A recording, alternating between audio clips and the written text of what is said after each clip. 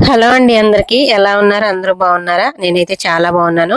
ఇంక ఈరోజు ఇంట్లో ఉండే ఆడవాళ్ళు డబ్బులు ఎలా ఆదా చేసుకోవాలి, ఎలా దాచిపెట్టాలి, ఇలా దాచిపెట్టిన డబ్బులతోని బంగారం ఎలా కొనుక్కోవచ్చు అనే విషయాలు నాకు తెలిసిన టిప్స్ అయితే మీతో షేర్ చేస్తాను. వీడియో చివరి వరకు చూడండి. ఖర్చు లేని పనే కదండి. ఒక చిన్న లైక్ చేయండి, ఓకేనా? అయితే ముందుగా ఒక్కొక్క రూపాయితోని మనం స్టార్ట్ చేయాలండి. ఇవన్నీ నేను చిల్లర డబ్బులు మా మా పిల్లలు కానీ మా వారు కానీ షాప్ దగ్గరికి వెళ్ళిన తర్వాత మిగిలిన డబ్బులు తీసుకొచ్చి అక్కడ పెడతారనమాట. వాళ్ళకి చార్జెస్ ఇచ్చిన తర్వాత కూడా చిల్లర వస్తుంటాయి కదా, అవన్నీ తీసుకొచ్చి ఒక దగ్గర పెడతారు వాళ్ళు. నేను అవన్నీ తీసుకొచ్చి ఇలా ఒక డబ్బాలో వేసేస్తాను అనమాట. ఏదైనా కానీ మనం సేవింగ్ అనేది ఒక్కొక్క రూపాయితోనే స్టార్ట్ చేయాలండి. అదే ఎక్కువ మొత్తంలో మనకు కనిపిస్తాయి. తప్పకుండా స్టార్ట్ చేయండి. మీరు ఫస్ట్ అయితే వాటిని ఖర్చు చేయకుండా దాచి పెట్టుకోవటం అలవాటు చేసుకోండి. ఇంత ముందు కూడా మీకు చెప్పాను. మనం టెర్రస్ మీదకి వెళ్ళాలంటే ఒక్కొక్క మెట్టే ఎక్కాలి. అన్ని మెట్లు ఒకేసారి అలా దూకలేం కదా. అందుకోసం అదే చెప్తున్నా నేను. ఒక్కొక్క రూపాయి అయినా సరే మీకు చాలా వాల్యుబుల్ అనమాట. ఒక్క రూపాయే కానివ్వండి, 10 రూపాయలు కానివ్వండి, 20 రూపాయలు కానివ్వండి, 50 రూపాయలు కానివ్వండి, మీకు మీరు ఖర్చు చేసిన తర్వాత మీకు శారీస్కి ఇస్తారు కదా, శారీస్ తీసుకోమని చెప్పి. పండగలకి శారీస్ కొనుక్కున్నప్పుడు మిగిలిన డబ్బులు కానీ, ఎక్కడికైనా మనం ప్రయాణాలకు వెళ్ళినప్పుడు కొంచెం ఎక్కువ మొత్తంలో తీసుకెళ్తాం, అప్పుడు ఖచ్చితంగా డబ్బులు మిగులుతాయి. ఆ డబ్బులైనా సరే మన కొత్త కొత్త నోట్లు ఉంటాయి చూసారా, ఇంకో ఇలా నేను కొత్త నోట్లు అండి ఇవన్నీ. అసలు చూస్తే ఎంత మంచిగా అనిపిస్తాయో, చాలా జాగ్రత్తగా దాచిపెట్టాను నేను. ఇలా కొత్తగా ఉన్న డబ్బులు ఇలా కొత్తగా ఉన్న డబ్బులు ఏంటంటే మనం ఖర్చు పెట్టాలంటే మనకు అస్సలు మనసు ఒప్పదు. నాకైతే అస్సలు మనసు ఒప్పదండి. అవన్నీ ఇలా దాచుకోవచ్చు అనమాట. ఇలా మనకు ఒక ప్యాషన్ అనేది ఉండాలి. డబ్బులు మనం దాచిపెట్టాలి అనేది మనం గట్టిగా స్ట్రాంగ్ గా ఫిక్స్ అయితే అది ఒక్క రూపాయి అయినా సరే మనం పక్కన పెట్టేస్తాం ఖర్చు చేయకుండా. ఇది మాత్రం అలవాటు చేసుకోండి. ఇంకా ఇంట్లో ఉండే ఆడవాళ్ళు కంపల్సరీ చేయాల్సిన పని, మనకు అవసరం ఉంటేనే కొనాలి. అది వస్తువు అయినా సరే, ఒక శారీ అయినా సరే, అది ఏదైనా సరే మనకు అవసరం ఉంటేనే కొనాలండి. తర్వాత ఎప్పటికో ఉపయోగపడుతుంది కదా, అవన్నీ కొని అటక మీద పెట్టేద్దాం అని చెప్పి అలాంటి ఆలోచన అస్సలు చేయకండి. నేనైతే అస్సలు చెయ్యను. ఏదైనా పండగలు ఉంది, లేదు ఫంక్షన్ ఉంది, లేదు పెళ్లి ఉంది, ఇలా అవసరం ఉంది, కంపల్సరీ ఉంది అనుకున్నప్పుడు మాత్రమే నేను కొంటానండి. ఊరికినే వెళ్ళి ఇలా ఇప్పుడు షాపులలో ఆఫర్లు ఇచ్చారు కదా, వెళ్ళి ఒక 10 తెచ్చుకుందాం, 20 తెచ్చుకుందాం అని అట్లాంటి ఆలోచన నేను అస్సలు చేయను. ఎంత నాకు అవసరం ఉంటే తప్ప వాళ్ళు ఎంత ఆఫర్ ఇచ్చినా సరే నేను ఏది కూడా కొనను అనమాట. ప్రతి ఒక్క ఆడవాళ్ళు కూడా ఇలాగే ఆఫర్ ఇచ్చారు కదా అని చెప్పి కొనుక్కోకండి.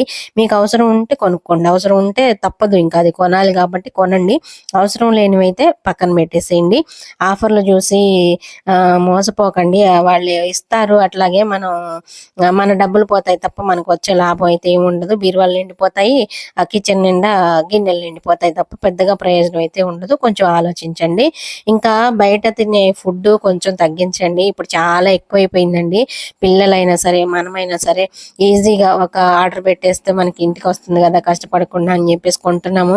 దాని వలన మనకి డబ్బులు కూడా పోతున్నాయి. చాలా ఎక్కువ అమౌంట్ ఇవ్వాల్సి వస్తుంది కదా, వాళ్ళు తీసుకొచ్చి ఇచ్చినందుకు ఛార్జెస్ ఇవన్నీ చాలా ఎక్కువ మొత్తంలోనే పోతాయి డబ్బులు. అందుకని బయట తినటం అయితే కొంచెం తగ్గించండి. ఇంట్లో వండుకుంటే ఏంటంటే మనకి ఆరోగ్యానికి ఆరోగ్యం ఉంటుంది, డబ్బు కూడా సేవ్ అవుతుంది. ఓకేనా, ఇది కూడా గుర్తుపెట్టుకోండి.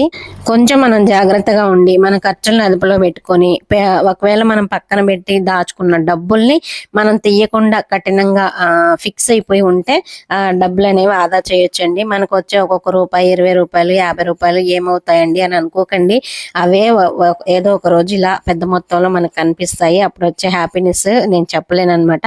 మీరు దాచిపెట్టి ఎక్కువ అమౌంట్ అయిన తర్వాత అప్పుడు కామెంట్ చేసి చెప్పండి, మీరు చెప్పారు కాబట్టి నేను ఇలా దాచిపెట్టానండి, ఇంత అమౌంట్ అయిందని చెప్పి. లేదు ఇప్పటికే సేవ్ చేస్తున్న వాళ్ళు అయితే ఎంత అమౌంట్ సేవ్ చేశారనేది కూడా కామెంట్ చేయండి. నేను ఇప్పుడు చూపిస్తున్నాను కదా, ఈ డబ్బులే కాకుండా ఇంకా వేరే దాంట్లో కూడా డబ్బులు అయితే సేవ్ చేస్తున్నాను. అవి ఇప్పుడు చూపించట్లేదు, నేను టైం వచ్చినప్పుడు మీకు చూపిస్తాను మొత్తం ఎంత దాచిపెట్టగలిగాను అని చెప్పేసి. ఫర్దర్ వీడియోలో చూపిస్తూ ఉంటాను, మీరు ఛానల్ అయితే ఫాలో అవ్వండి. ఇంకా ఈ డబ్బులతో మీరు గోల్డ్ కొనాలి అనుకుంటే, మీరు ఇప్పుడు ఇట్లా ఉన్నాయి కదా డబ్బులన్నీ సేవ్ చేస్తారు, బాగానే ఉంది. మనం ఈ కొంత డబ్బుతో ఏమైనా భూములు కొంటామా, అవి కొంటామా, ఇవి కొంటామా అని అనుకోకండి. కొంచెం కొంచెం బంగారం అయినా కొనుక్కోవచ్చండి. మనకు వచ్చిన డబ్బులతోనే చిన్న చిన్న బంగారం, కొంచెం మొత్తంలో అయినా బంగారం కొనుక్కోవచ్చు. అలా అయినా కొనుక్కోవచ్చు. లేదంటే ఇప్పుడు బంగారం కొనాలంటే టిప్స్ చెప్తానన్నాను కదండి. ఇప్పుడు ఈ బంగారం కొనాలంటే ఇప్పుడు స్కీములు ఉన్నాయి. మనకి మంచి అవకాశం అన్నమాట. నెల నెల ఇంత అమౌంట్ అని చెప్పేసి మనం ఆ స్కీములు కట్టుకున్నాం అనుకోండి, 1 ఇయర్ తర్వాత మనకి ఏదో ఒక వస్తువు అయితే కంపల్సరీ వస్తది. ఇలా 1 ఇయర్ పాటు మనం ఇలా దాచుకున్న డబ్బులు ఒక్కొక్క నెల అలా మనం కట్టుకుంటా వచ్చామనుకోండి, చక్కగా మనకి ఏదో ఒక బంగారం వస్తువు అయితే వచ్చిద్ది. ఈ రోజు రూ. 50 పెట్టి ఎగ్జాంపుల్ గా చెప్తున్నాను నేను. రూ. 50 పెట్టి ఒక బంగారం కొనుక్కున్నాం అనుకోండి, బంగారం రేట్ అయితే ఫుల్ గా పెరిగిపోతుంది కదా, మనకి డబుల్ కి డబుల్ వచ్చే అవకాశం అయితే ఉంటుంది.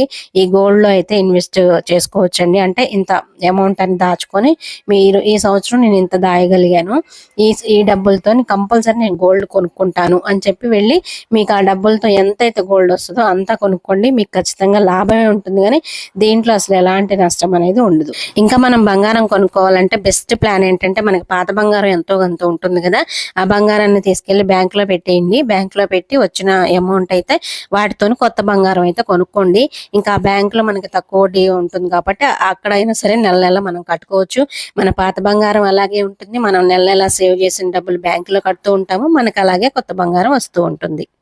ఇలా మనం కొన్ని టిప్స్ పాటించి కొంత మొత్తంలో మనం డబ్బులు దాచిపెట్టుకొని ఇంట్లో ఎవరికైనా అవసరం వచ్చినప్పుడు ఇవ్వచ్చు.